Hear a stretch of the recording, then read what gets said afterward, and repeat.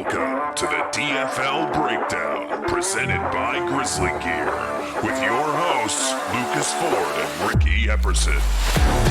Hello everyone, and welcome back to the DFL Breakdown, the #1 cartoon side character themed, league-specific, weekly fantasy football podcast in the world. It's Thursday, October 24th, 2024. There's an awesome game of football on tonight between the Vikings and the Rams. And we had an amazing week of football with some more crazy fantasy matchups. And here to talk with me about it is not my usual co-host who couldn't be here tonight. It's Ricky's anniversary. Happy anniversary, Ricky and Courtney.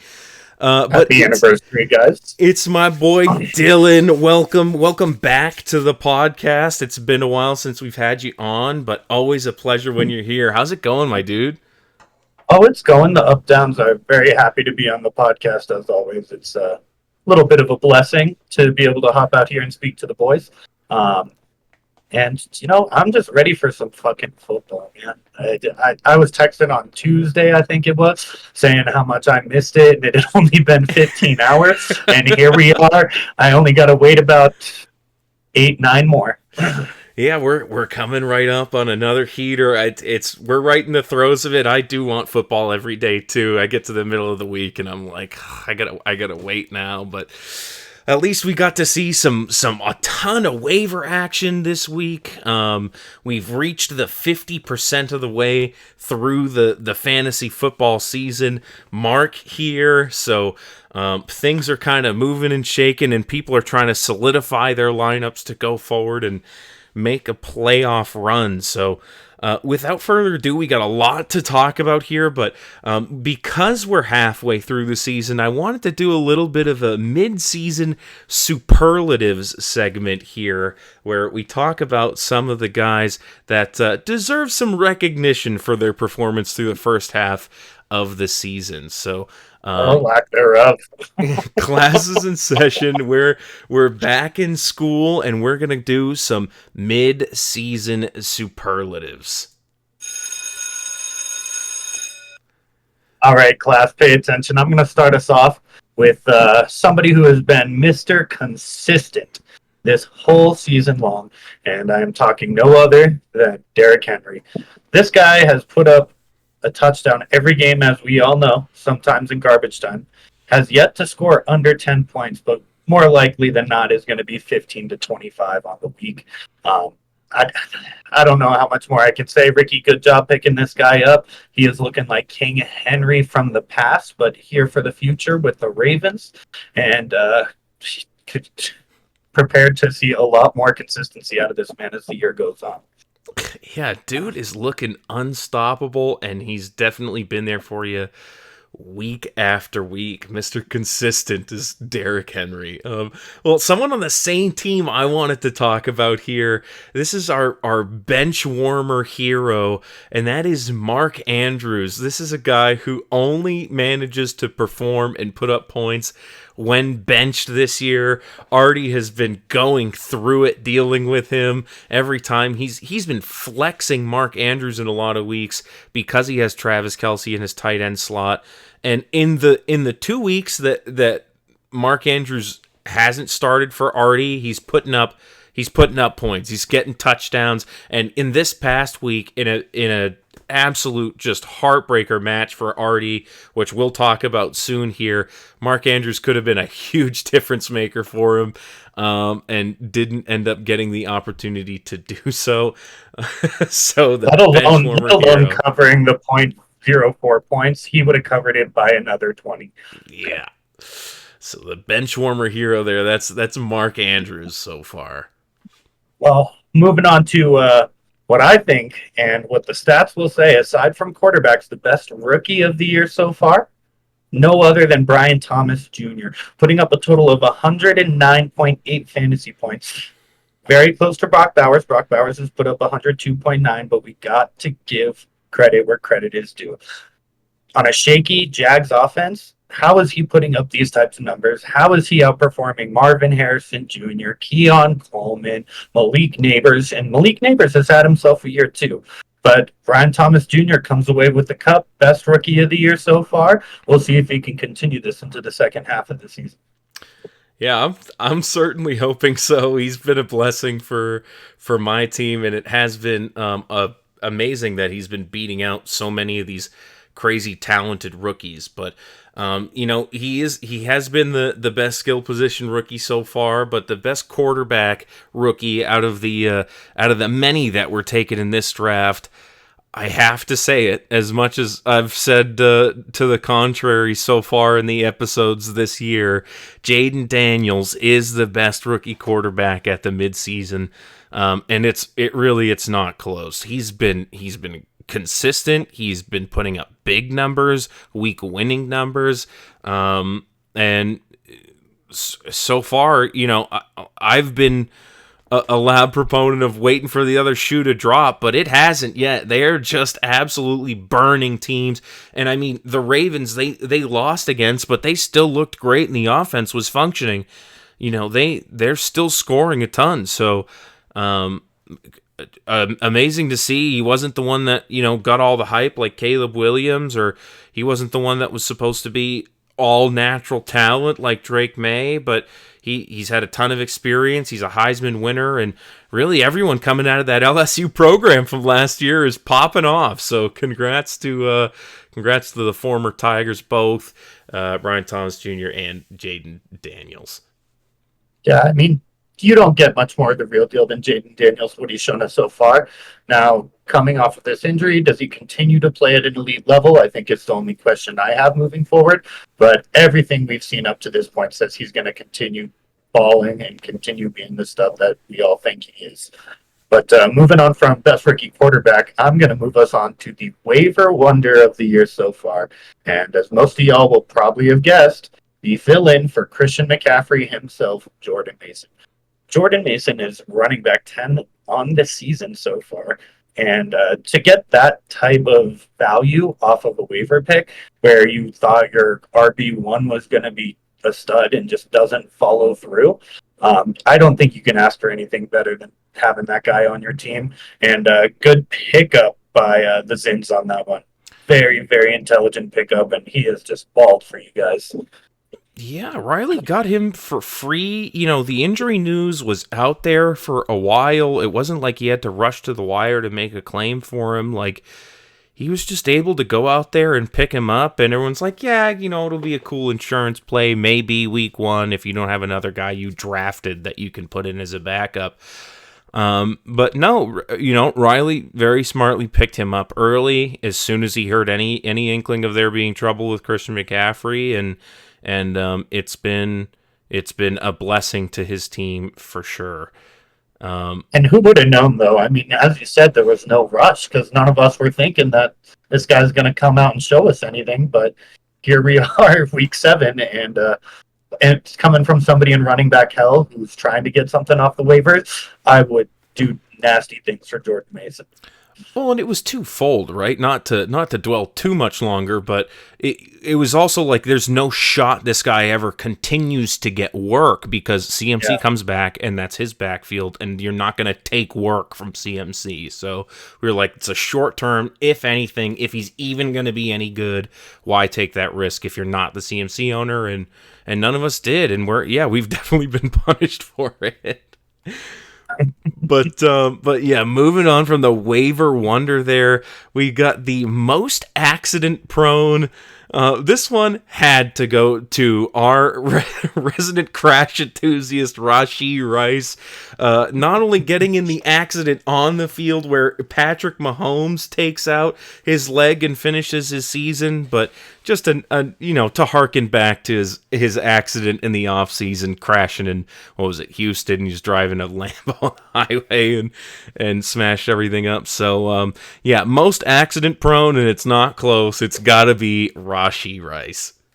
Yeah, and for Patrick Mahomes to be the guy to do it to you, too, that just screams of a little bit of karma in my mind.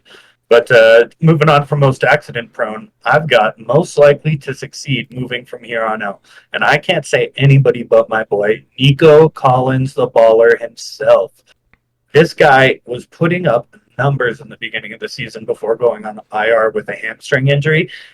He is still wide receiver 10 over the whole league after being out for already 2 weeks, coming up on 3. When this guy comes back, the Hamburglar's noodle is going from soft to stiff because he's going to continue putting up 20, 30-point weeks consistently. Just wait and watch. He's been impressive to say the least, and it pains me to say it. You know, being a well-known, well-documented Tank Dell enjoyer, Nico Collins being the driving force behind that offense is stinging more and more every day. And especially since he has been out now for a couple weeks and Tank Dell's not putting up the big numbers that Nico was while he was still in that role. So, are you still a Tank Dell believer? I think he's going to have better games moving forward. And at this point, I think Tank Dell is part of my brand and my image. So I can't let go. We got to stay consistent. I got the up downs and you got wide receiver 4 on the Texans. Wide receiver 4. All right, come on. Up. Anyway, we're going to move on to the flip side of that coin here. The most likely to fail instead of the most likely to succeed. I went with a little bit of a different direction on this. This might be a surprise to some and maybe be upsetting to others, but I think Sam Darnold belongs here. He has been flying very close to the sun. It was an excellent game, but a game that they did finally drop against the Lions. And who knows if it can just continue this way, right? This was never the goal for him. He was supposed to be just a little stopgap quarterback. He didn't work in New York. He didn't work in Carolina. He was a backup in San Francisco, and now he's here. He was supposed to just kind of give way to J.J. McCarthy, and then the meniscus injury thrusts him into a full-time starting role. And he goes 6-0 to start the season, and now they're 6-1 or no 5-1. They had a bye week here, and just favored in a ton of matchups moving forward. Their defense is fantastic, and obviously their skill positions are great, but Sam Darnold, I'm waiting for it to rear its ugly head, right? We've seen it, we've seen him see the ghosts out there. We've seen him just completely blow it when the pressure's on. And if they start getting into a playoff race, does Sam Darnold have what it takes on the inside to really lead his team to a playoff push? I don't think so. I don't think he does. We were talking about this before the episode, and we thought this was going to be the most divisive pick that we had, but we talk about floor and ceilings in fantasy all the time, guys. Sam Darnold has reached his ceiling. Where else is there to go? Down. And I see it coming too. I think the pressure is going to start getting to him. I think he's going to realize that he is not a Super Bowl quarterback, and the shoe is going to fall. And the definition of failing can mean different things to different players. At this point, if you're a Vikings fan, you're still your playoff hopes are alive. You're thinking that you're a juggernaut team, and that's where I think the failure is going to be the realist for him. They may still be relevant. They may still win plenty of games. They may still get there, but I think he's most likely to blow it when it counts at the end of the season. Yep. But I agree 100%. We have just one more superlative that we have to talk about here, and this player also happens to be our game breaker this week, so we're going to kind of roll it all into one here when we get to our last superlative, our fantasy MVP in our game breaker segment here. Let's move right on into it. I'm coming! Here I come! Game breaker.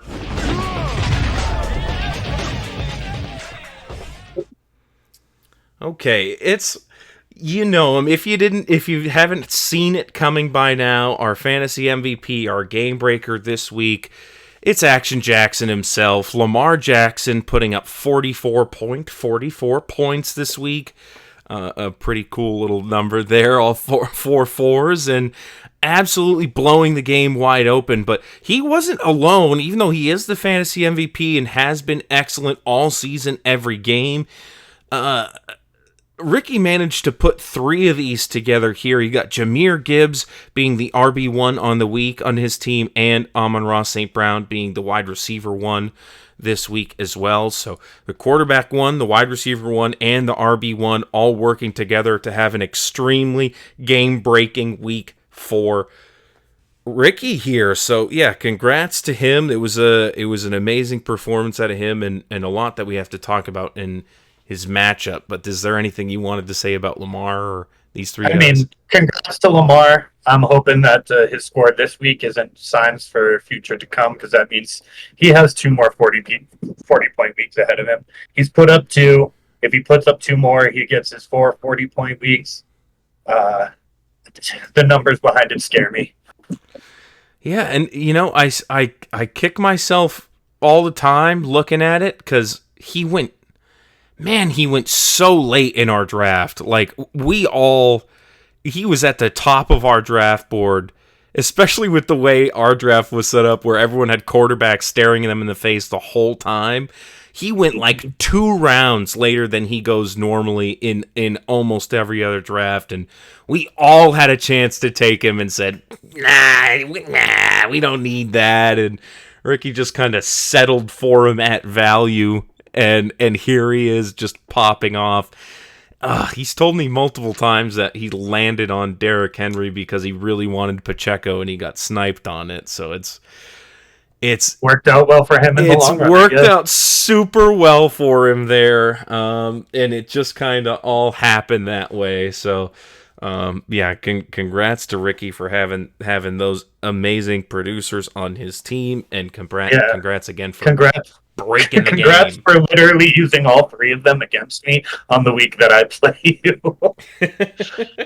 Yeah, well, we do have to talk about your matchup here. Like we said, you just ran into a tough one with these guys, but let's get into the score summary, and we can talk a little bit in more detail about your matchup against Ricky this week.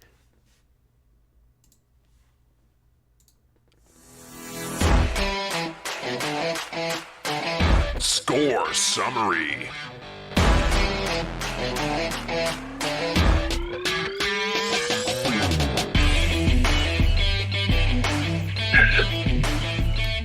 All right.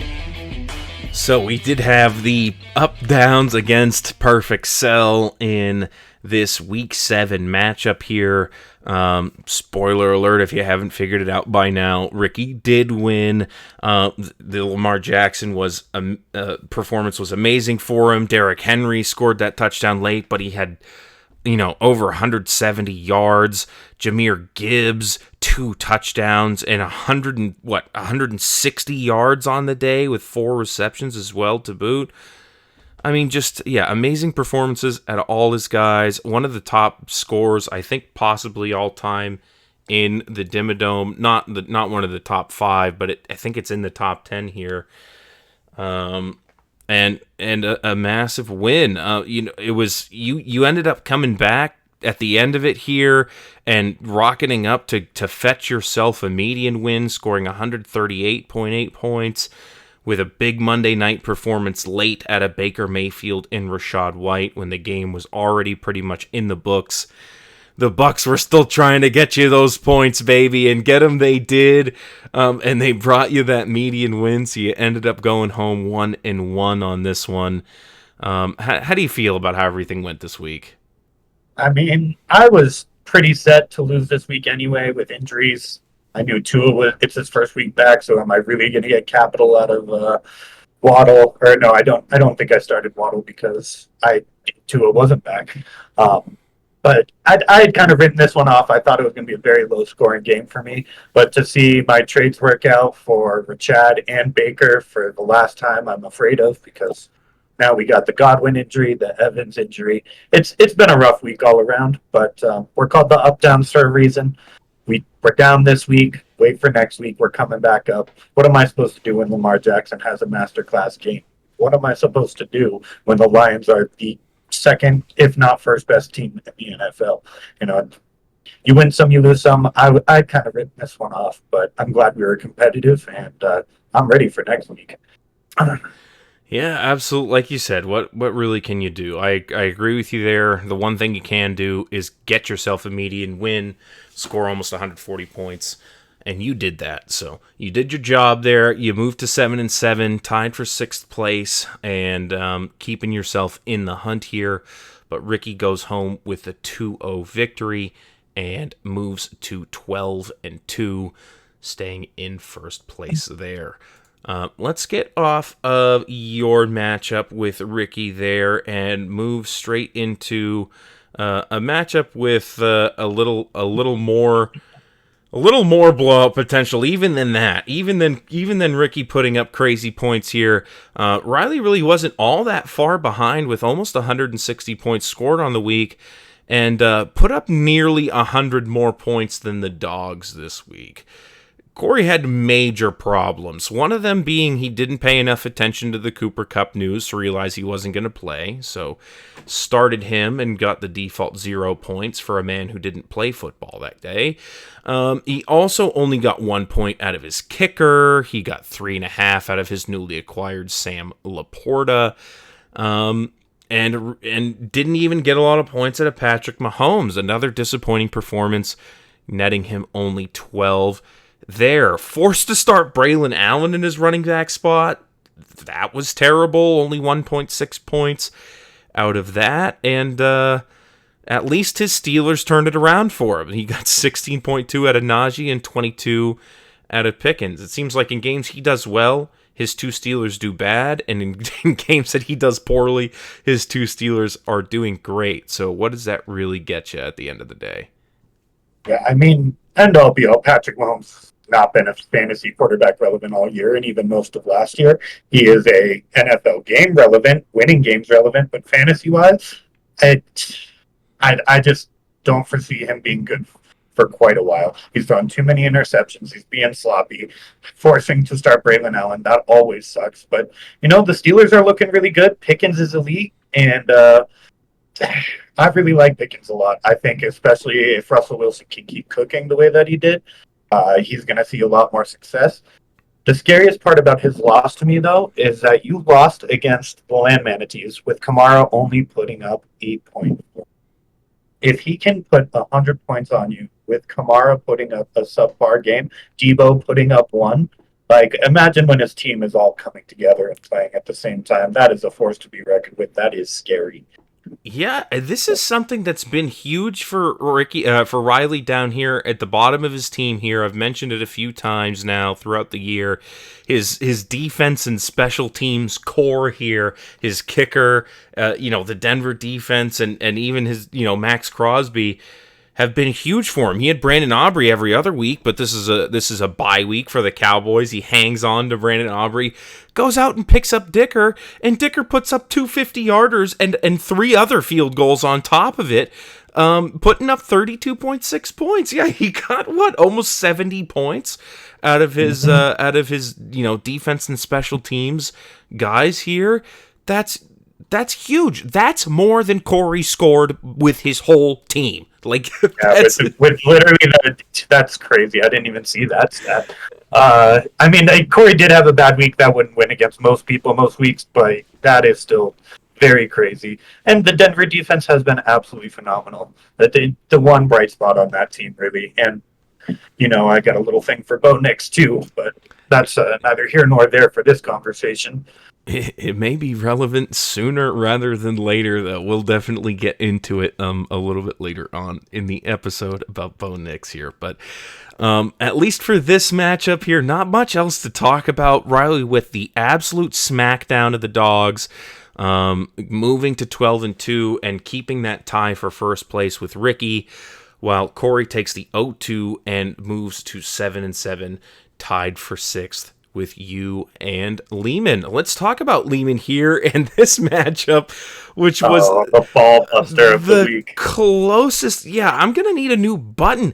I didn't think it was going to happen like this every week. I honestly, and I even told you this before we started recording, I thought what happened to me last week, I was like, this is the worst. This is the worst. This is as bad as it can get. I don't think it can get worse.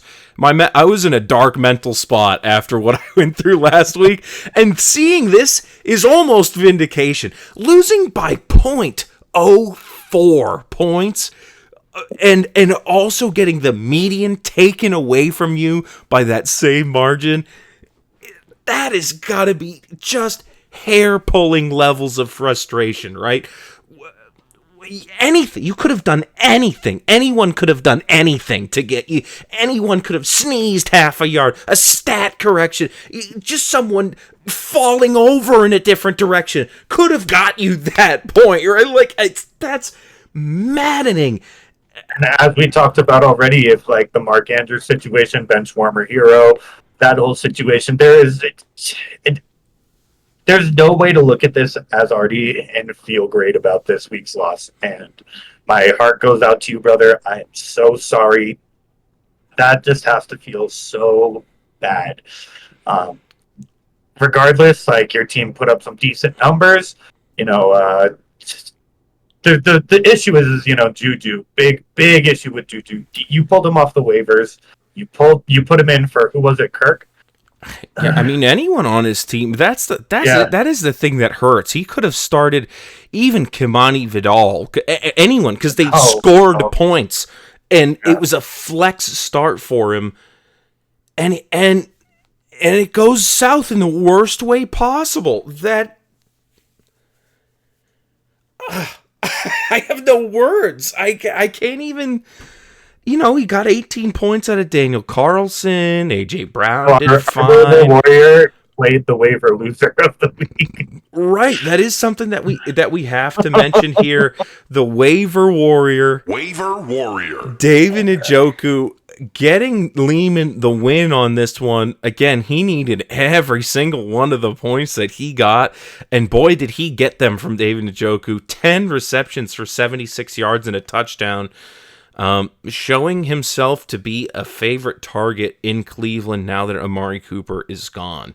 Now that Deshaun Watson's season is over, we may see the ball moving a little bit more in Cleveland. Now that especially we got Jameis Winston starting this week. I could not be more excited, bro. That is going to be... I hope he does exactly the same shit that he did when he was in Tampa. But this time he said he's gotten LASIK so he can see down the field. So that's pretty and good. With Amari Cooper being gone, Njoku targets go up. And, that's why waiver claims are so important in who you play week to week, because you can't even see it any differently than here. Juju 0, Njoku 24.6. It's maddening.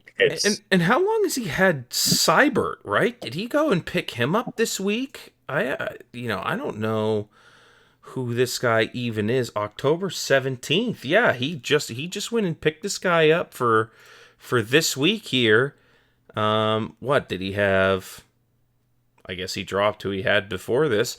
But he had just a nice little kicker pickup to score him 18 points. Swapped out his defense for the Colts defense, which has been bad, but obviously they were playing the Dolphins.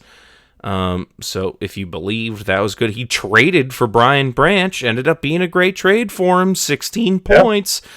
And it just goes to show how important these special teams players are, if you can pick the right guys week to week and flex these guys in when they're about to play the team they need to, it just pays off for all, paying attention to who's doing what, where the injuries are, because these break a lot of games at the 0.04 points on this one. Right, and I mean, even, like Nick Bosa, that's someone you maybe think that he's a superstar defender and he should be an every week start, but, you only get one of these, and maybe you pick a guy in a plus matchup, right? Like, this week, the Eagles, they got 8 sacks. You could have picked almost any Eagles defender, and he probably would have scored more points than Nick Bosa. Same thing with the Giants. I mean, the Giants' defense has been performing at an elite level. They're getting a ton of sacks. You might, if you're going into a plus matchup, you might need to just be looking into exploiting that here. And I don't know that any of these guys are true, bona fide, locked in your roster forever guys. besides Andrew Van Ginkel. So everyone needs to be looking out. The Ginkelberg himself. Well, you know what? This has been a little fun trip into some pain and torture for Bill Cosby sleepers, who now move to 3-11, while Lehman goes to 7-7, again tied for that 6th place spot we were talking about. Let us now move to my matchup, since we talked about it a little bit. A matchup I'm a little more happy to talk about versus some that I've had in other weeks here, where the Ball Hogs win one. They snapped their 6-loss streak and moved to 5-9 here. I got 141 points versus Alex's 104. Drake May, dude. Oh, I love watching it. You know, even though the game was pretty painful to watch, just Drake May doing Drake May things was awesome. He looks great. I can't ask for anything more from him. The rest of the team, get it together. Drake May, you're beautiful. Nothing's wrong. I love you. Go do more of what you're doing. Forever become the future of the NFL. Be the guy we know you are. God, amazing. I have other options on my bench, and this week I'm struggling hard with it because I want to start Drake May forever, even though the matchup looks terrible and the situation looks terrible. Well, first of all, you need to start by dropping Anthony Richardson. I've told you before. I'll tell you again. That dude is a curse to your roster. He is a curse to the NFL. He is a curse to his team. Just get rid of him, and I think the Ball Hogs will do a little bit better in the future. You also had Saquon, Saquon, this guy has been performing all year long as well. He had a get-back game because he didn't play so well last time. A-Chan, he did okay, but he's going to be coming back in a big way this week with Tua coming back for Tyreek. Yeah, that was rough. At least, across the aisle here, it was matched by a 0 from Cortland Sutton in a game where the Broncos scored 33 points against the struggling New Orleans Saints. Cortland Sutton got 0 targets. They didn't even fucking look at the guy like that. Oh, he dropped the ball too many times the game before. I wouldn't target him either. Dobbins, I thought Dobbins was going to go crazy against the Cardinals. Defense. I thought he was going to run 150, 200 yards, 2 touchdowns, and the Chargers just kind of fell apart to the Cards. I don't know if there's new schemes being brought up in the Cardinals' defensive room or what's going on, but the Cards did look kind of good. Bijan, guy's useful now. What more can you say? He was always going to be useful. Jaden Daniels, unfortunately, going out with that first quarter injury. Yeah. Hopefully we see him back soon. But you just had a lot of things come together for you this week. Brian Thomas still performing for you. Tank Dell still putting up the 0, though, unfortunately. Yeah. It was a good game for the Ball Hogs. I did not see Van Ginkel play. He got ginkled, my friend. He got ginkled, and I think there's going to be more ginkling happening in the future. This guy's been electric. I mean, if he's putting those numbers up against the Lions, and that was a masterclass game to watch on its own. But yeah, he's going to continue to keep putting up elite numbers for you. Rip Godwin, I am so sorry that had to happen to you, brother. Maybe next time. Yeah, that's rough. You always hate to see it. I never want to see anybody's players get injured for the rest of the season, let alone for maybe even like multi-year. Because when they come back from something like that, you never know if they're going to be the same.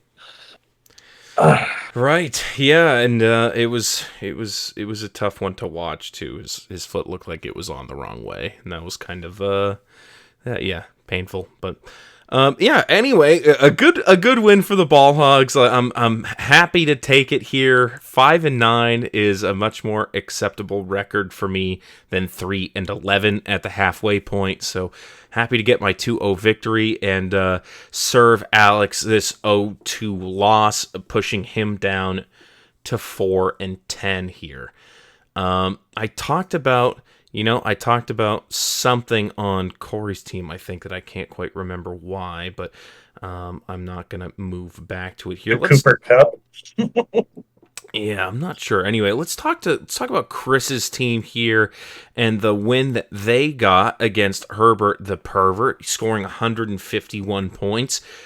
He's been in the top spot for scoring the last 2 weeks before this, but moved back slightly to third place this week. Still an impressive performance, and continuing his hot streak here, moving him to 8-6 now. Josh Jacobs is a huge part of that. 20 points. Again, Joe Mixon, 26 points. Every game that he plays, he gets a bazillion opportunities and produces with them. Without Nico Collins, they gotta feed the ball somewhere. Diggs and Tank Dell, ain't it? I guess that's the case. At least it was in this game against Green Bay, where Joe Mixon put up 26 points and got 2 touchdowns. Drake London, the other Drake. We got 2 Drakes. Put up 18.3 points with another touchdown. This guy just keeps scoring. I think last week he didn't, but that was the first week pretty much all season that he didn't. And he got right back to his scoring ways this week. T. Higgins, a lot of valuable targets, some long bomb action, a touchdown. Can't ask for much more there. And I mean, even George Kittle has been just crazy good for him this year, and doesn't look like he's slowing down either. Scary Terry, all 6 of his targets or catches, 98 yards. Even with Marcus Mariota slinging him the ball, still looked great. That's the 10th quarterback that Scary Terry has had in his 6 years of playing football in the NFL? They were playing the Cardinals. Or the Panthers. Oh, yeah, sorry, the Panthers. Yeah. But you can't really expect too much out of the defense for the Panthers. Like, they're going to run all over him. Mariota, yeah, I thought about picking him up on the waivers, but I think it's too risky. They don't play the Panthers every week, yeah. Yeah. Yep, so, maybe not that much pointage out of him next week, or rather this week, if Daniels doesn't play, but did get the 15.8 out of him for week 7 here. Angelzone putting up the 9.5. He ended up trading for him. I think we might have talked about it at the end of last episode there. But yeah, he did end up getting him in there, and he got the average amount of points. Wasn't really any reason why he did better or worse on the day. So congrats to Chris on the win. Mike, not so much luck with Justin Herbert at quarterback. Still, he hasn't really put up a good week at all, if I can remember correctly. I don't remember seeing anything good out of him this season. No, he hasn't put up anything crazy. They've been running the ball a lot, and they just haven't invested in a new receiver core. Like, they got rid of Mike Williams, they got rid of Keenan Allen, and now they're just expecting Ladd McConkey in the slot to be able to put up those types of numbers. It's just unrealistic for Justin Herbert to be able to put up those types of numbers in the scheme they're running. Yeah, and, Quentin Johnston has been anything but consistent, and he missed this game, I think, with an illness or something like that. So, yeah, not a lot of tools for the, titular character of the Herbert the Perverts here. But Kenneth Walker still being a dog, though. I love Kenneth Walker. That guy is a dog. He's been great. Yeah, scoring multiple touchdowns in this game, and this isn't the first time he's done that this season. Someone who I think he's near the top of the list in average points per game this season. He's missed a couple games, but the ones that he's in, he is putting up numbers. So I'm sure Mike is happy to see that here. But we'll have to see if he ends up switching to Sam Darnold this week, or if he keeps running with Justin Herbert. It hasn't been a good choice in any of the games that he has started him so far, but I'd really like to see him move that around. Justin Jefferson, fantastic. He always is fantastic. He continues to be fantastic. 21.4 points. He is literally a robot. That dude is a cheat code. Yeah, you throw the ball near him, and he's just getting the ball. So, but Kyle Pitts putting up another good performance. This might be the Kyle Pitts year that everyone was hoping for. He's been kind of good so far. I just feel like he's been good in comparison, though. Let's face it, tight ends this year, except for maybe like 2 of them, Brock Bowers and I think Kittle, have been anything but consistent. They have not been putting up multi-point weeks, pretty much any of them consistently. And it's boom or bust. Who are you going to get? Yeah, that is true. And, to be fair, that is kind of the story with tight ends most of the time, but it feels like it's more so this year.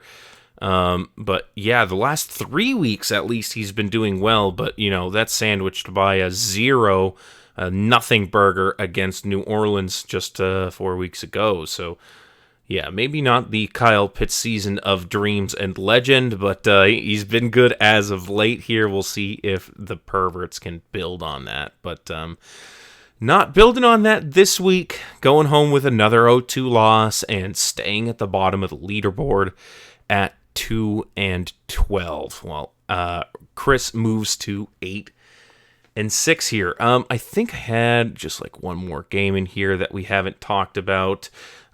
We definitely had the they were rebrand incoming for a while, and now they've officially moved to Trump 2024. It's the Hamburglar Nate versus the Stroud boys, Eric, who have not rebranded, have stuck with their guns and are sticking with CJ Stroud.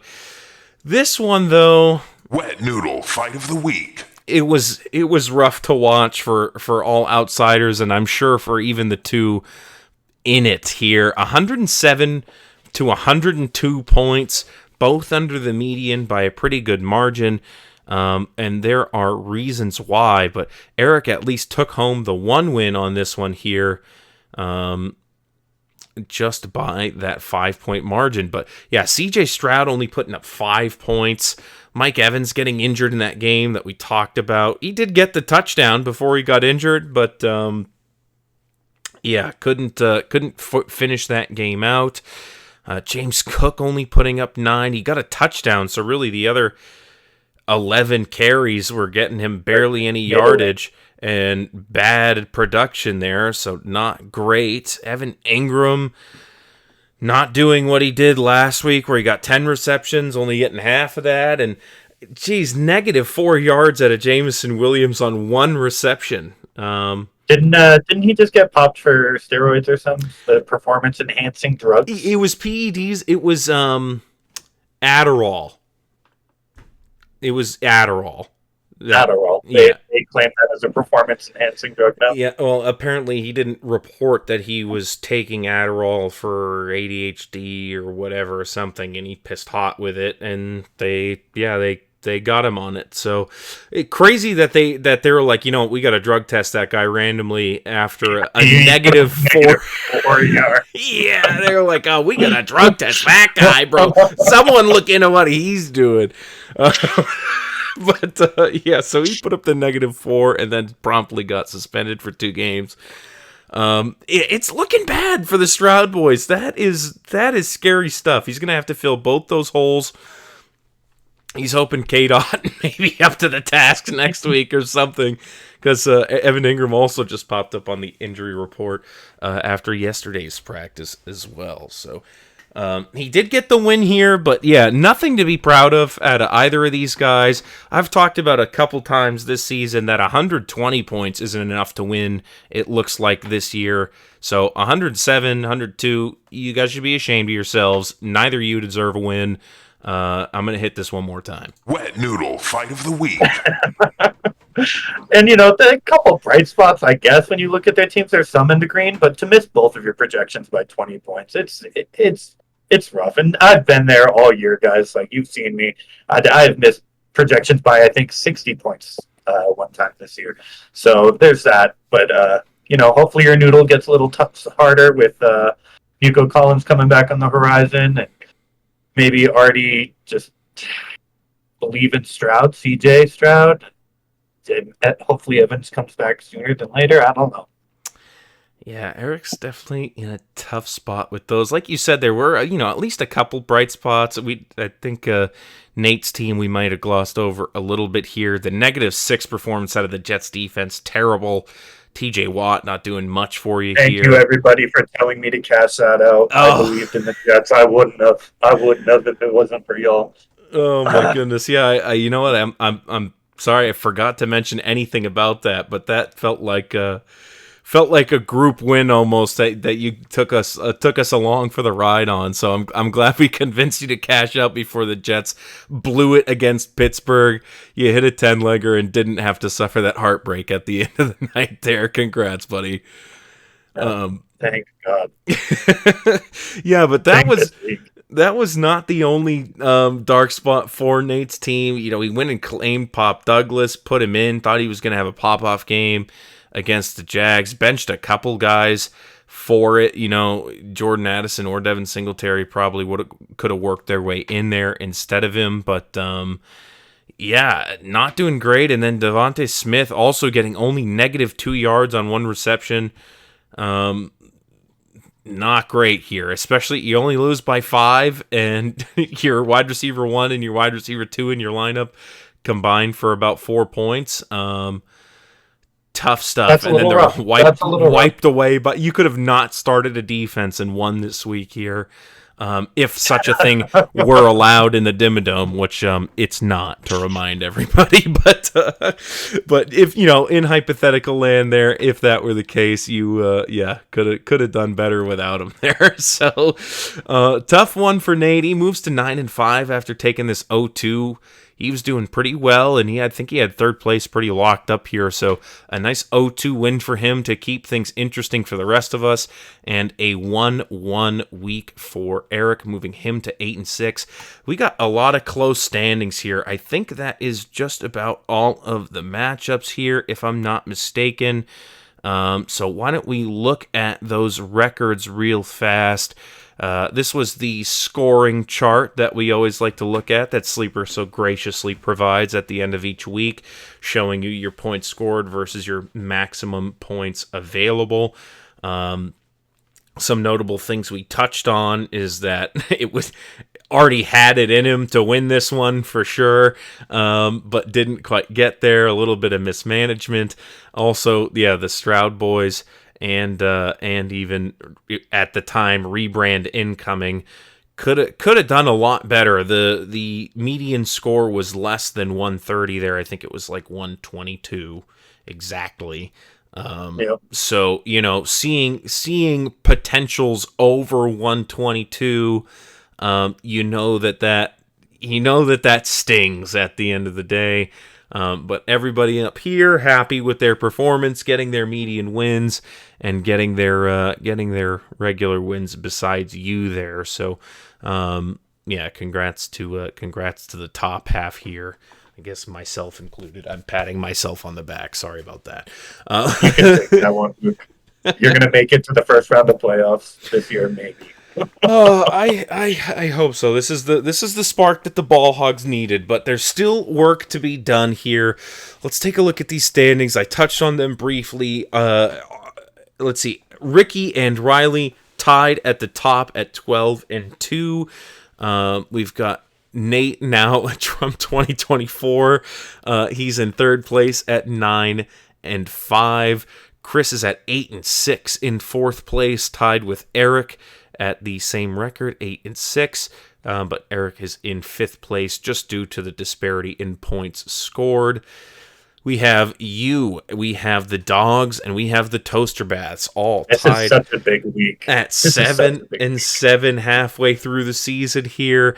And fighting for that number 6 spot. You have it by points, but only by 4. Really anything could happen here.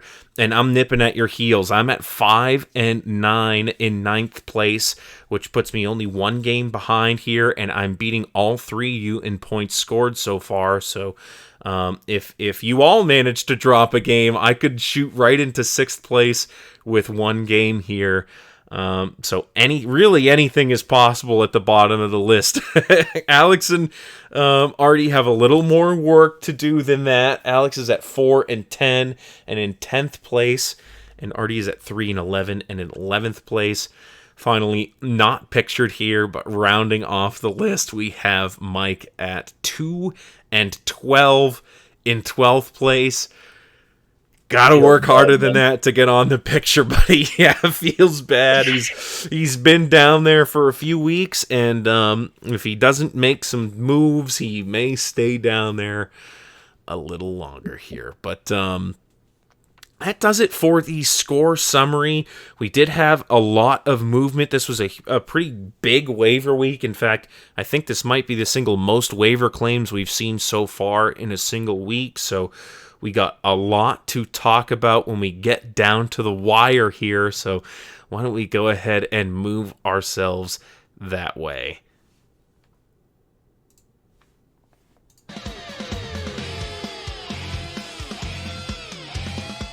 Down to the wire. Okay, yeah, we had 14 waiver claims this week, Lucas, to give you an exact number. 14. Yeah, that is a lot of claims, and it started off with Alex getting Jawan Jennings, a big target in that San Francisco offense now that the hole's opened up. Yeah, I mean, we'll see if he can really start producing some numbers. I know the Zims were after him as well, but unfortunately they fell a little bit outside of the waiver claim for it. Then we had Teichman picking up Dexter Lawrence. You know what? I haven't seen a defensive tackle yet for any of the IDPs. Have you? I don't think I've seen too many people start one yet. Most of them are either like a D end or a linebacker or a combination. But, you know, Dexter Lawrence is legit. Like I said, they've been playing great. And I know the Giants just got multiple sacks in that game. Back and forth, the Eagles and the Giants were just sacking each other nonstop every time each quarterback dropped back for a pass. So I'm sure Eric, if he watched any of that, he was like, man, I got to get that guy on my team. And he went out and did it. And if he continues to do what he's been doing, could be a difference maker for him. Yeah. I mean, we all hope that out of all of our IDPs. You ended up getting the Kansas City Chiefs, but that was the most hotly contested waiver of the week, with Chris going after it, Lehman, and the AZ1469ers. Yeah, this was DeBell of DeBall, it looked like, for the waiver claims here. I was surprised to see Alex submit a waiver claim for a defense. He always waits till the waivers push through, and then he goes through and streams a defense here, but I drafted these guys. I had to let them go to waivers when they went on their bye, but they're coming into an awesome matchup this week against the Raiders. So I wanted to get them back. I had the number 5 waiver spot, and I was able to slide right in there. So happy about that. That Kansas City defense has looked legit all year, and that's the only reason they keep winning games. It's not multiple pass interception Patrick Mahomes. Moving on from the Chiefs, though, the Hamburglar got Dontavian Wicks, and that's kind of like a love-hate relationship, isn't it? Hasn't he had him on his team, dropped him, and picked him up again? Yeah, well, it's a love-hate relationship because Dontavian Wicks is a hot and cold sort of player. It seems like you pick him up, you put him on your team, he can't catch the ball, he misses all his targets, and finally you give up hope on him, and then he just scores like 30 points and goes crazy and looks like the alpha. So could be a big pickup for him, could be more disappointment, another source of soreness for the Hamburglar for Trump 2024. Could be another shot in the ear for him here. But we'll just have to find out to see if he does end up getting the start or if he's just someone he's stashing on the bench. We've had a couple weeks in a row now where Rashad Bateman is catching long bombs from Lamar Jackson, and Lamar Jackson looks like he's on fire. So if that's going to continue, Rashad Bateman might be getting a lot more targets.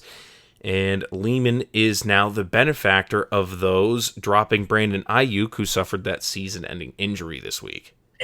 Yeah, I mean, curse of the Lehman. I trade him to him, and immediately he dies. I don't know. It seems a little fishy to me. I don't know how this keeps happening. Yeah, that is tough and a hard pill to swallow. Because what you got? Who'd you get back? I got Rashad White, who had the breakout game of the season for him, so putting up 30 points. So it's definitely looking a little bit in my favor on that trade, even if Rashad didn't put up any sort of crazy game, because Ayuk just isn't going to play. Yeah. I'm sorry, Lehman. That's, if there was a week to cash out on Brandon Ayuk, you picked the perfect one. So congrats on getting out of that. That is just really unfortunate. That's a bad beat for Lehman. We've seen a few bad beats this week, but that's definitely high on the list here. We had a Well, couple. he got his win by .0 points. I think he's okay. Yeah, hey, he got his win.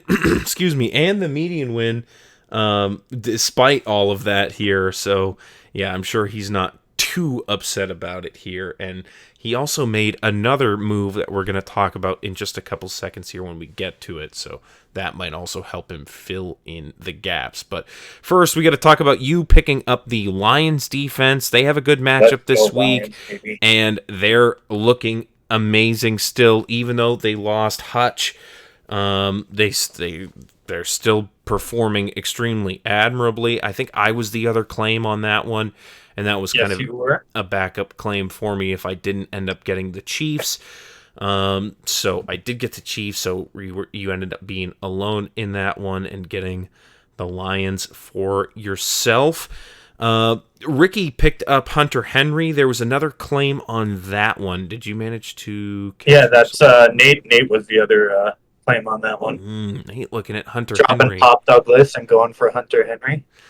Yeah, that's one of the things that we're going to touch on here, but I can just mention it briefly here. It's we made a trade, Nate and I did, Jerry Jeudy for Pop Douglas. I mentioned last week how I traded Brian Branch to Lehman for Jerry Jeudy. That ended up working out for him. I didn't start Jerry Jeudy this week, but he didn't look all that great. I just feel like the Patriots are so unstartable, man. Like, I get it. There's certain matchups. Drake May has been looking good, but there's no consistency on the offense to really feel like, yeah, I want to start that guy.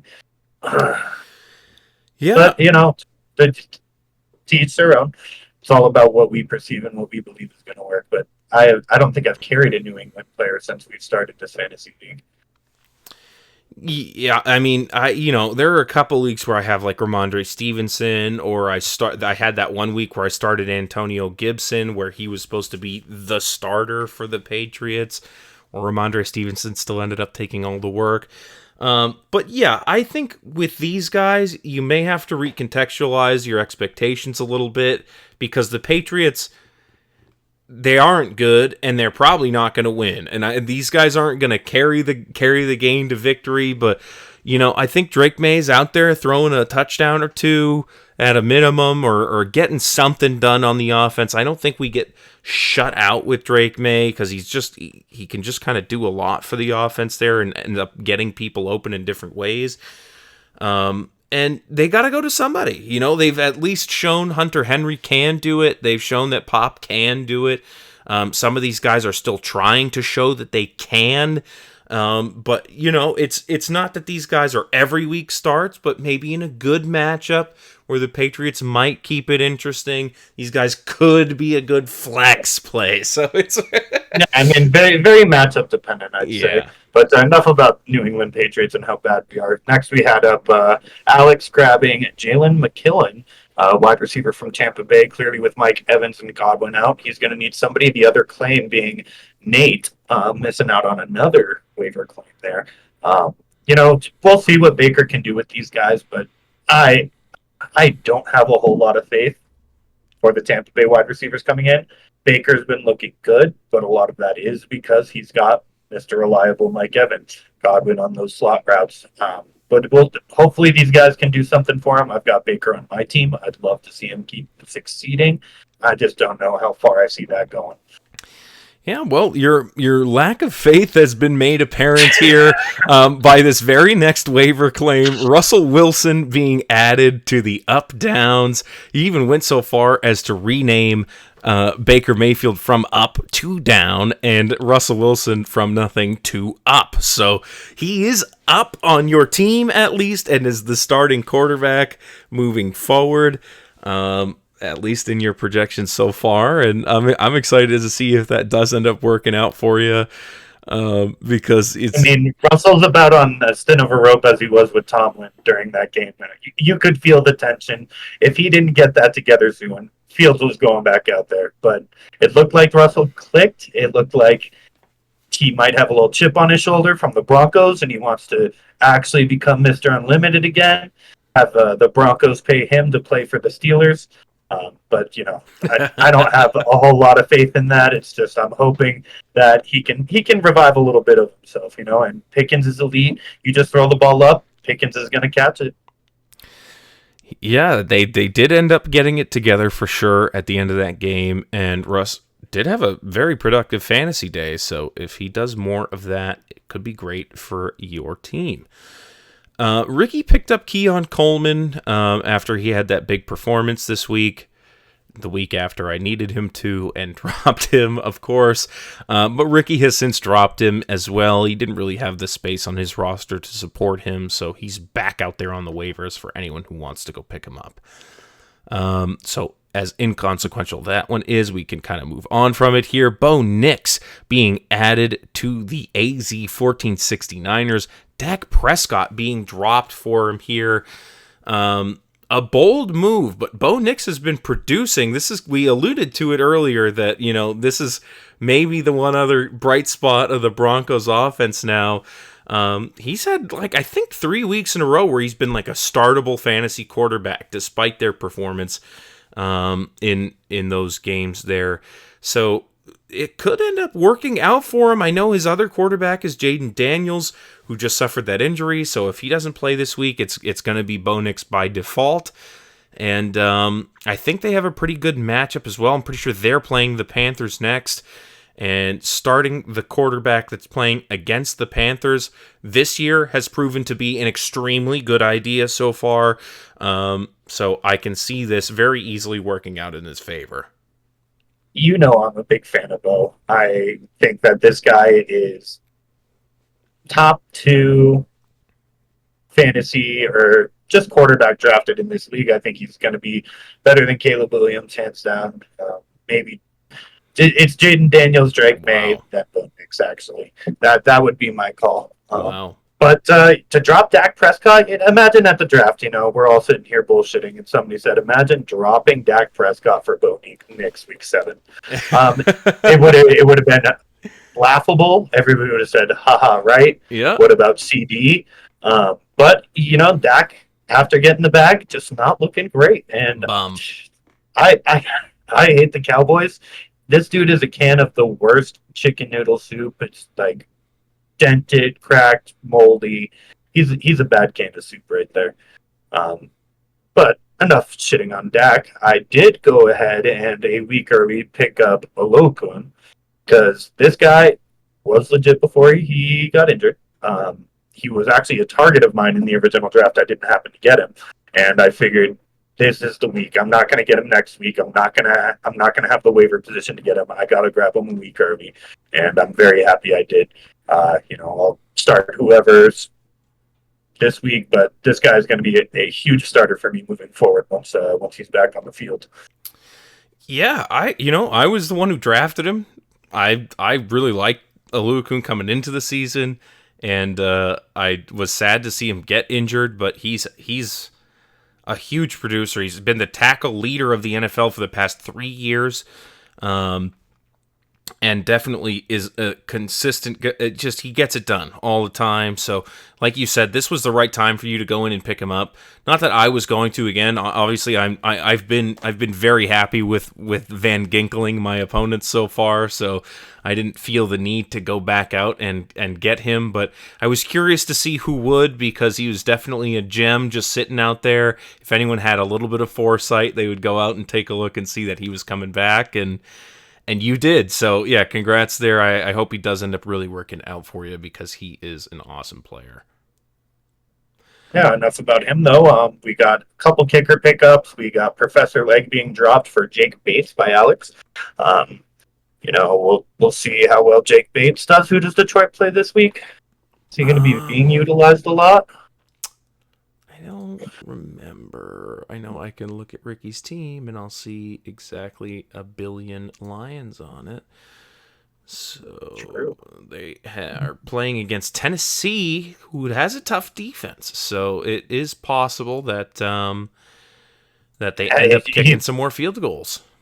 Yeah, maybe he's hoping that the crazy Lions offense that has been producing so much will be stopped by the Titans D. We'll see. And then moving on to mine, I finally dropped Kiki with the Grippy for Santos. I was even telling you before we started videoing. I think the Chicago Commanders game is going to be very tight. I think it's going to be a game of inches and a game of kicks. I will be betting on the under for anybody who wants to jump on that with me. But yeah, I had to get rid of Group A. He hasn't been doing anything for me recently after that 1 week bomber. So it's time to move on. Yeah, he had that big week, but he's been struggling since. So I agree with you. Definitely a good idea to move those kickers around here. Let's see. We also had Alex, after being unsuccessful on his defensive waiver claim on the Chiefs, ended up going out and getting the Chargers after they ran. Nate picked up Sterling Shepard with a free spot. Excuse me. And Lehman picked up the Bears defense after they came back off bye. I think he was the one who had him before, and he really liked having them, so he's got him again here. Let's see. Trey Palmer. I think it's Trey Palmer. Anyway, Yeah. added for Teichman. He dropped Warren. Warren's been a huge disappointment this year, battling injury and inefficiency in the Steelers' offense. Looks like Najee's really just kind of won the job back out for himself there. And then finally, last but not least, Lehman made an early morning free agency acquisition of DeAndre Hopkins after the news. How early was he up for that? Because I remember waking up and being like, wait, what? D-Hop's getting traded? And I'm like, the first thing you knew when I opened my eyes, I get it, you guys wake up 2 hours earlier than me regularly, but he was still up early for you guys, right?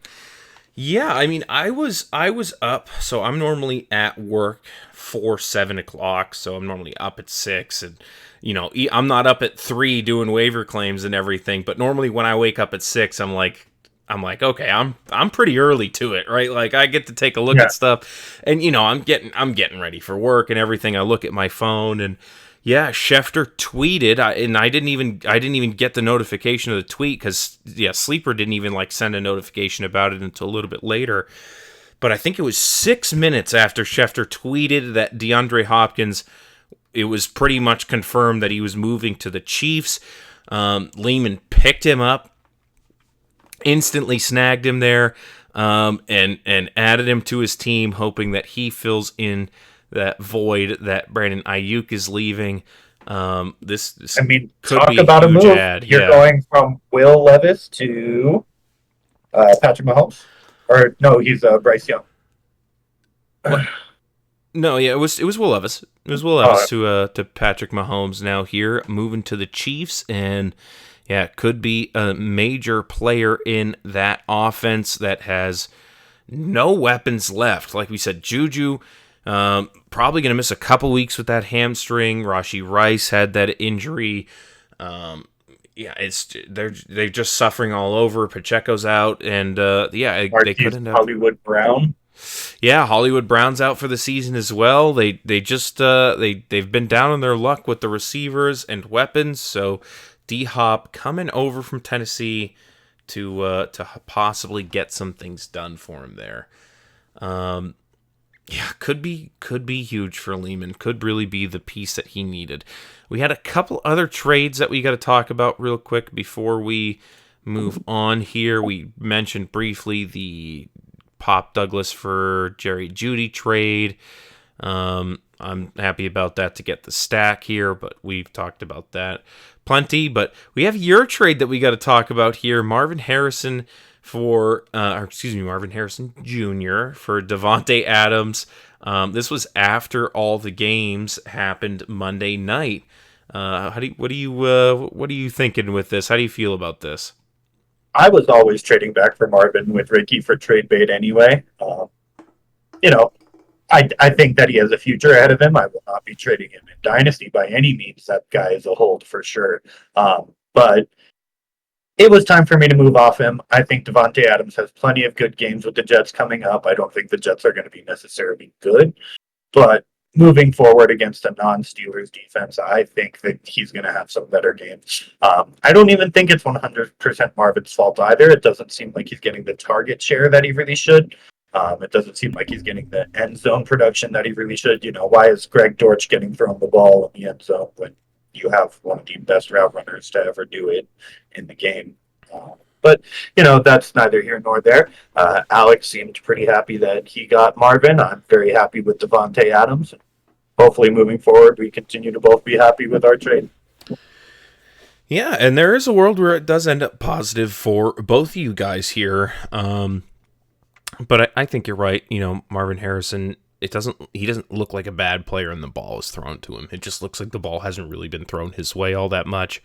And that's something that comes with time, creating more separation and showing the ability to catch in closer range. The college level versus the NFL level of open is different. So being able to adjust to that kind of stuff is something that just comes with time for rookies, and we'll see how long it takes Marvin Harrison to truly get ahead of it here. We had one more trade to talk about from this week here. It was the Chris Olave for Deontay Johnson trade. These guys have both been rocky this year. Ricky trying to pick up on the perceived value of getting Chris Olave on some down weeks with Spencer Rattler in at quarterback, while Alex is trying to get more consistent production out of Deontay Johnson since Chris Olave keeps goosing him. So this could go either way. These are guys that a lot of people had some high hopes for, and neither of them have really been living up to it here. Yeah, I mean, Olave is hard. They didn't have a good quarterback in Carr to begin with, so to go down to Spencer Rattler, and he looked a little electric in the first game against Tampa, but that was clearly shut down, showing that he is not really ready for this level of play yet.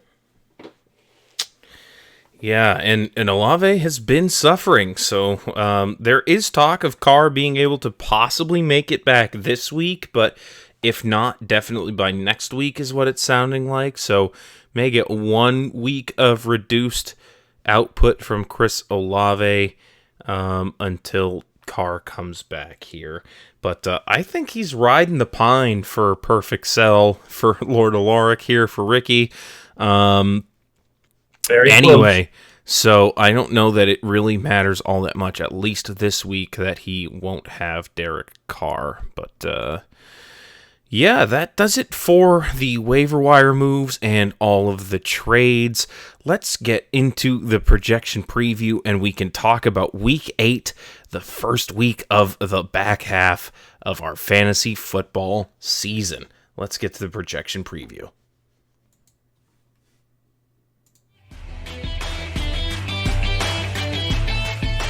Projection preview.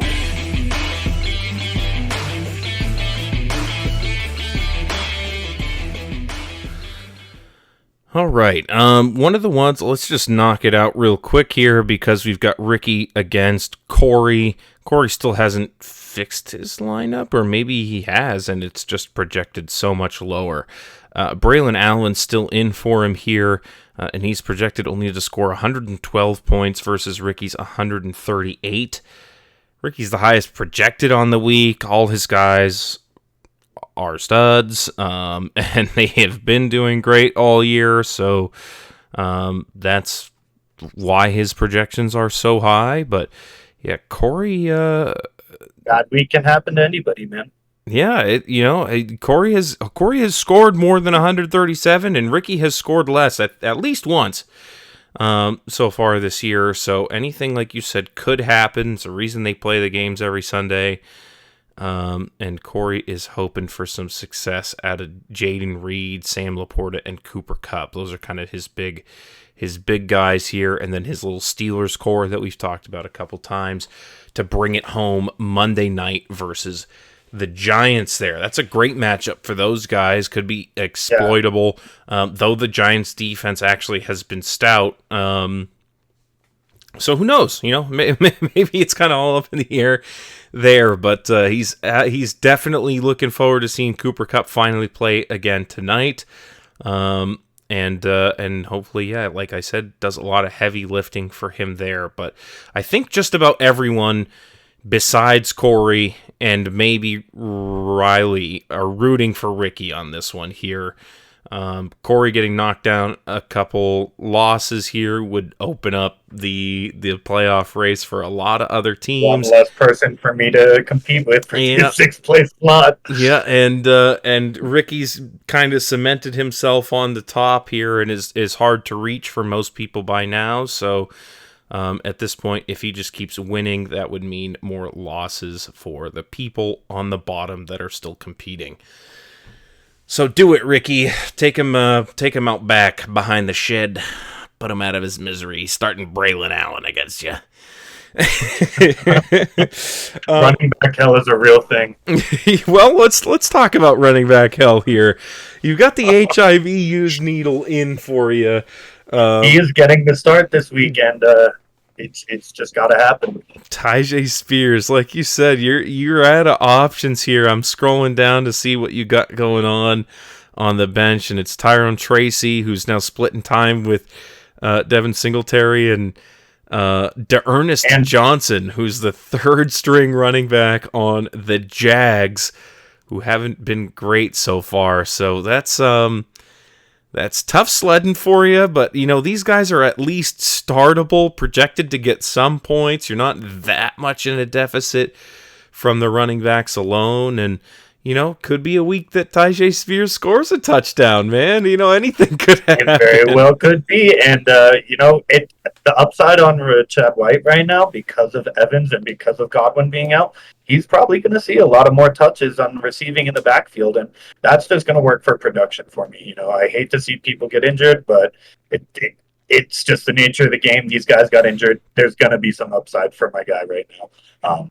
And Russell Wilson is not projected very high against the Giants. I think clearly I think otherwise. Otherwise, I wouldn't have started him. But if he just scores the same thing he did last week, I will be very, very happy with where I'm at, and that would actually tie me for the projection. Yeah, another 29-point performance really would be great for you there. That would definitely make up the 10-point deficit in the projections here. A fun little wrinkle of this matchup here is that you've got Tony Pollard versus Tyjae Spears. That two-headed backfield that may be getting more work now that D-Hop is gone. They could end up deciding this match here depending on which way the ball and the touchdowns go. But I know for you're hoping that maybe Tony Pollard stubs a toe or something. Like you said, maybe you're not praying for anyone to get injured, but it'd be pretty darn good for you here if he did. Or Tyjae gets the goal line work, however it plays out. I've got DJ Moore off the bye, Waddle coming in with Tua back I'm very excited about. Kincaid, tight end hell as well, but everybody else is there. But he's got some really good players too. Jetta's is elite. Zerline, just a little piece of advice: drop Zerline. That guy has missed more field goals than anybody else so far. Pick anybody besides him. I know you're playing me, but just don't start that guy.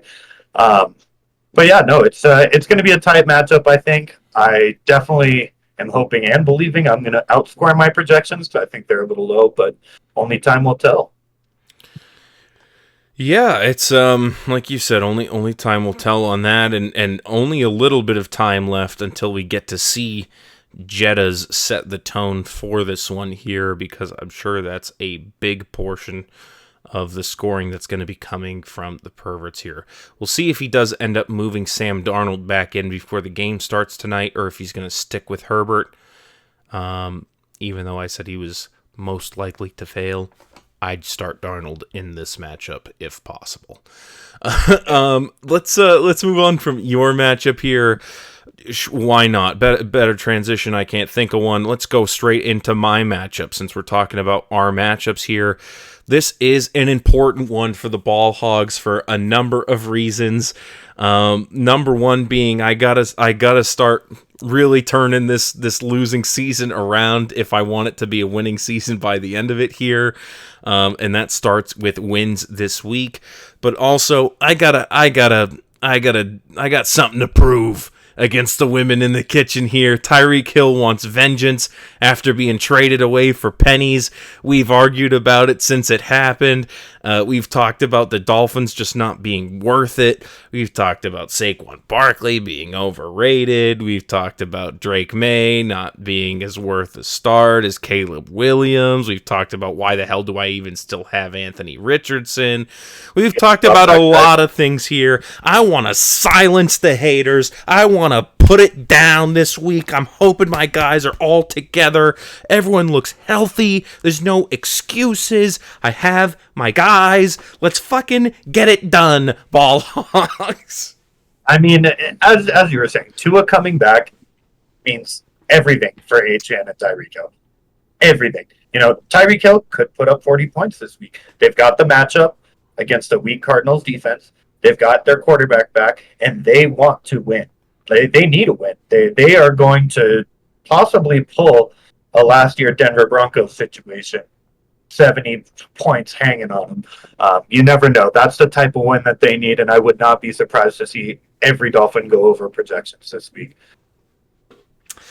I would really enjoy that, and the script writers hard at work at the NFL offices. Talk about a heartwarming story to see Tua come back from yet another devastating injury on the field and just light up the Cardinals in his first week back. Right, that'd be somewhat poetic here, but Chris is not going to take that lightly. He's not just going to sit down and roll over. We're both projected over 130 points, but he's still projected more than I am. Joe Burrow is a big part of that, being projected to score 22 against Philly. That could easily be 30, 40. Yeah. Joe Burrow is him. He's got Jamar Chase. He's got T. Higgins. He's got the weapons. And they're done bungling. It's the second half of the season. This is literally the time where they stop bungling. And they're going against an Eagles team that has been looking very beatable from every team on the NFL. Joe Burrow is a scary matchup for you this week. Guaranteed. Not to mention, Jacobs Mixon consistently putting up points for him. Drizzy Drake going up against Tampa Bay. He's been scoring a lot recently, and Tampa Bay, their hearts are kind of not in it, I don't think, at this point in time. But we'll see. Yeah, man, and you mentioned Jacobs and Mixon being dangerous threats on their own, but look who they're playing, man. Jacksonville for Josh Jacobs, very beatable, and then Joe Mixon going in to the Colts defense here. That's a divisional matchup that the Colts don't really have a defense that they're known for as well. So some pretty plus matchups for those guys. That's definitely spooky to look at. Like you mentioned, the T. Higgins being stacked with Joe Burrow, that's some spooky shit too. And he's got Kareem Hunt going against the Raiders in that matchup that I said was pretty good for the Chiefs. So it's scary, man. We'll see if he ends up pulling it off. Or if I manage to get, maybe another blow-up week out of Van Ginkel tonight. Might be nice for me here, but I'm still wrestling with this Drake May or Caleb Williams start, to be honest. I don't relish your position, but I've said it already, and I'll say it again. That Commanders-Bears game is going to be close. I would not start any of the quarterbacks in that. I'm taking the under. I think that's going to be a ground game to the end. But, that's just my belief, and I've been wrong before. Well, all right then. Yeah, maybe I'll just take your word for it then and put it out of my mind and just know that Tyreek Hill will carry me to victory here. Drop Anthony Richardson, that's the curse. Yeah, we'll see what ends up happening with him here. But for now, let's move away from my matchup. We've talked about it enough. We talked about your matchup here. Let's talk about the Trump 2024 campaign against the land manatees. Something that's right up Trump's alley here. The noodle is trying to get harder for Trump 2024. He's been saying it's been soft, and it's kind of a proving week for him, right? He's playing one of the top teams. You're saying your noodle's been soft. This is where you make your stand, and this is where you show that you're still relevant to be in the top half of this league. Big game for both of these guys. Trades being made. Jerry Jeudy going for Pop Douglas. It's going to be tough, though. There's a lot of really good matchups here. Is DK Metcalf playing, or is he still questionable? DK Metcalf, from what I've heard, it was like a high ankle sprain, and they were calling him week to week. I think we only have, at the time of recording, the Wednesday practice report, so I'm interested to see what comes out of that. But they're already saying he's not going to practice Thursday either. So I don't see him playing this week. There's a lot of injuries on his team. That could be the turning point for the Hamburgers. Debo Samuel was in the hospital just up until pneumonia. A day or two ago. Yeah, we'll see if he even plays this week. You know, we got Brandon Aubrey coming back off the bye, so that's a big part of the Land Manatees here. But even Jordan Mason dealing with an injury of his own as well. And news came out just yesterday that Kamara has been playing with a broken hand since week 5. So who knows what's going on with that? I mean, that could definitely affect your ability to catch the ball if your hand is broken. Yeah, just casually breaking with a broken hand. I mean, matchup-wise, I think Love has got the edge over Hurts. Hurts is going into Cincinnati. You know, they've been some of the top teams to possibly go to the Super Bowl these past couple years. I think they're going to fight that one out. But overall, these injuries are a little shaky for the Zins over here. I would not be surprised to see a couple of these guys actually on the bench for the actual game upcoming. Yeah, anything could happen with that, and then you're looking at other options here. Do you start both running backs for the Commanders in a game that you're talking about is going to be low scoring? Do you start Tutu Atwell in Cooper Kupp's first game back, even though Tutu's been good? And furthermore, you'd have to rush him in right now. You can't wait to see what happens with those injuries. He's in a tough spot here. We'll see if he manages to get his guys out there and healthy, or if his team crumbles and cracks apart at the seams. But either way, that's not what you're looking at here. If you're Nate, your guys look healthy. He's going to see Kyron Williams play tonight against those Vikings. And he's hoping that, Slim Reaper comes back and has a better performance than last week, where he only got -2 yards. And Jamar Chase does more Jamar Chase things for him here. So he's projected to win, but it's going to be close. I agree. I think this is going to be a close one. But I'm also kind of hoping that they miss the median on it. Fair enough. I mean, we got a ways to climb ourselves, don't we? Yeah, we do. We do indeed. And, maybe less so to catch Nate versus the Land Manatees here, but in any case, more losses for anyone is always good for us here. So let's take a look at the Toaster Bass versus the Stroud Boys. Lehman's had a habit of dragging people into these wet noodle fights, and right now this is projected to be another one. I think it's because Eric's missing his flex player in his lineup so far, since he had to take Mike Evans out, but maybe we see Jacoby Myers fill that void, or perhaps the Mike Evans wannabe in Trey Palmer. Either one of those guys goes in there, is going to boost him by another 5 to 10 points, and this is going to be projected to be pretty close here. Yeah, I mean, he went and got him on the waivers. Why wouldn't he start Trey Palmer? If you're going to go get your guy, put him in. Yeah, we'll see if he ends up going up with that here, or if it just ended up being a depth play. Maybe it's kind of a wait and see thing. See if he does end up taking more of that role, or if he thinks he just knows that he is going to, then he can put him in and get all those points for himself still anyway here. But aside from Brock Bowers this week against the Kansas City Chiefs, I wouldn't start any Raiders this week. Like, that defense has been looking too legit. Yeah. And Bowers seems to be that whole team's offense and the point printer for the team. Yeah, he's hoping.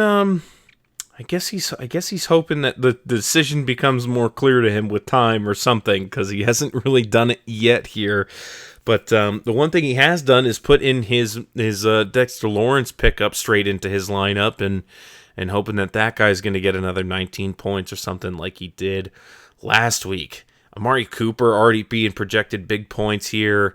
Got that touchdown last week as well.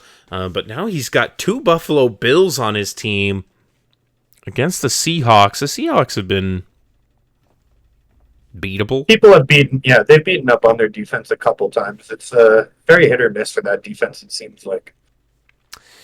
Yeah, but either way, a lot of it's going to depend on Stroud, who has been inconsistent somewhat so far, and especially last week. So we'll see if that ends up making a big difference in that divisional matchup versus the Colts here. Lehman got Josh Allen going against that Seahawks defense in that same game that we talked about. So maybe that'll soften the blow of Josh Allen's score for sure, having Cook and Amari Cooper in there. Yeah, he might be able to siphon off, one of Lehman's star players here in Josh Allen, and that could end up, like you said, making a difference here. He's got David Montgomery going versus that stout Tennessee defense, but he's hoping he gets the touchdown anyway, like he tends to do. CeeDee Lamb versus San Francisco. The San Francisco defense has been legendary in years past, but they've definitely looked beatable. I mean, they even lost to the Cardinals, who put up 34 points on them. So yeah, it's like you can score on the Niners. And he's hoping that CeeDee Lamb does in that primetime game. Jeez, Shakir's going in this one too. We got James Cook, Khalil Shakir, Amari Cooper, Josh Allen, any Seahawks, anything like that. Jeez, they are going to be waiting until that 4:00 window with bated breath. Just hoping to watch that Bills game, hoping that it's featured on the Red Zone. Yeah, jeez, that's this whole game. This depends on that here, and at 7:00 after that game's over, the Toaster Bats might be doing exactly what their name describes if the Bills game doesn't go according to plan here, but. David Njoku having a big bounce back game last week could be a signal of things to come. Jameis Winston in, like we said earlier, so who knows who he is apt to target in that offense. We haven't really seen much of Jameis Winston on the Browns ever before, so could be a fun one regardless there. And, some more standard stuff down here. We already talked about Dexter Lawrence, and I don't think any of this has changed since last week, besides Lehman getting the Bears back there. So close projections there. It's low, but it could be anyone's game, and another one with a lot of implications for the playoff race here. Let's look at Herbert the Perverts. No, did we talk about your matchup already? I think we got all the games except for the sleepers and the 69ers. The sleepers and the 69ers, that's right. We did touch on everything else but those two here, so let's get to those guys. They're kind of at the bottom of the barrel. Besides Mike, these two are the lowest records in the league and trying to climb their way out. Alex is looking at Bo Nix to start for him against Carolina, like we mentioned, because he has that Jaden Daniels. He's labeled shitty ribs, and because that is what's happening to him there. It's either they said the X-ray revealed that he didn't have a broken rib, so maybe they're just bruised or something like that, or an oblique strain or something. But it's something on his side there that's been bugging him, and he hasn't been practicing, so I don't see him playing this week. And Bo Nix kind of becomes a necessity play. Man, he's got the Sutton and Bo Nix stack. If that ends up working out for him against the Panthers, it could be just a big brain play to get him to 6-10 here. I'm excited to see if it works. I love to see Bo Nix play. That's my guy. I can't talk more praise about him. You'll see. We'll just wait till the future, boys, and we'll come back to this conversation. But they both have decent running back rooms. Chuba Hubbard, Jonathan Taylor, Bijan, and Dobbins. A couple of them didn't really produce as much last week. I don't think Jonathan Taylor played. Did he? He did not. Yeah, so having him back is going to be a huge addition for his team. Being able to put some points up, and it's Jonathan Taylor. The guy's good. AJ Brown clearly going to be a good start. Stephon Diggs. I'm not a Diggs guy. I've said it once. I've said it before. The guy is a great skill player. Um, has some decent hands, but the drama, it just doesn't do well for football. I don't think players succeed when they're like that. Big question, though, is will he start Kelsey or Andrews? Yeah, it looks like he's got both of them in again here. He's back to flexing Mark Andrews, almost like he never didn't believe, besides the 1 week where he loses because he benches him here. Yeah, I did want to note, Chuba Hubbard in that same Denver game against that tough Denver defense, but Alex also has Deontay Johnson. These guys are also going to be just waiting for that 425 window, hoping to see all of their players going, because Geno Smith is also going in that window. J.K. Dobbins is also going in that window. Travis Kelce is also going in that window. They're not going to have a lot of answers after the 1 o'clock games or tonight's game at all here. That's almost worse. It's like nerve-wracking. You're watching everybody else's football games go awry, and you're only getting 1 or 2 players, and you're like, okay, but everything really depends on this one. You watch all those early games. Really big hopes and have them crushed, or you can have no hope at all and have it just absolutely work out in your favor.